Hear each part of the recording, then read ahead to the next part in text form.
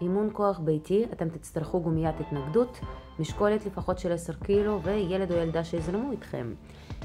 סיבוב ראשון, תרגיל מספר 1 הוא מתח, אפשר להשתמש כמובן בגומייה או בשתי גומיות, אפשר לשלב, אני עושה 10 בלי הגומייה, 2-3 עם בנוסף. 2. משיכה של הגומייה כלפי מטה, יד אחורית, ייצוב שכמות.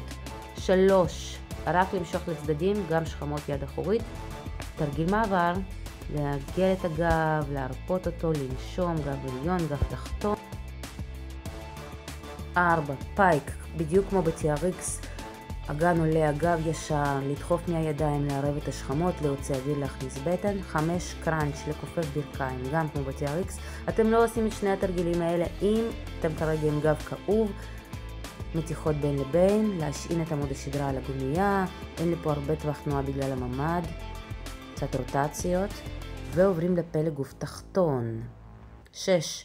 לנג' בדגש על כיפוף של האגן, זה לא לנג' קלאסי, שימו לב ברך מעל הקרסול, גם לצד שני, לכל צד כזה 10 חזרות או 12 חזרות. 7. סווינג, להוציא אוויר, לכופף ברכיים, לדחוף את האגן קדימה. 8. סווינג עם משקולת מעל הראש, להוריד את השכמות למטה, לנשוף אקסטרה שנייה ואקסטרה שנייה להישאר למעלה עם המשקולת כשהשכמות יורדות למטה. 10 חזרות גם ב7 וגם ב8. להגיל את הגב, למתוח בין לבין. 9. רוטציה עם משקל מעל הראש, אחלה תרגיל לבטן, יותר טוב מכפיפות בטן בפלנקן לדעתי, יש פה עבודה אלכסונית נהדרת, עבודה עם משקל, לא חייב להיות 12 קילו כמו אצלי, 10 חזרות לכל צד. כמובן לנוח בין לבין, למתוח את הגב, למתוח את הבטן. 10. דדליפט, 3 דרכים, שימו לב. דרך ראשונה, הילד לפניכם. אם אתם כבר מרימים משקלים ואם משקל של הילד כמו אצלי הוא קטן לכם, אז אפשר לעשות דרכים אחרות. זו דרך שנייה שאתם עוד פחות תרגישו את המשקל של הילד. המשקל של הבת שלי הוא חצי ממשקל העבודה לגמרי, אפילו פחות, אני מרמה 60 ומשהו, היא 25.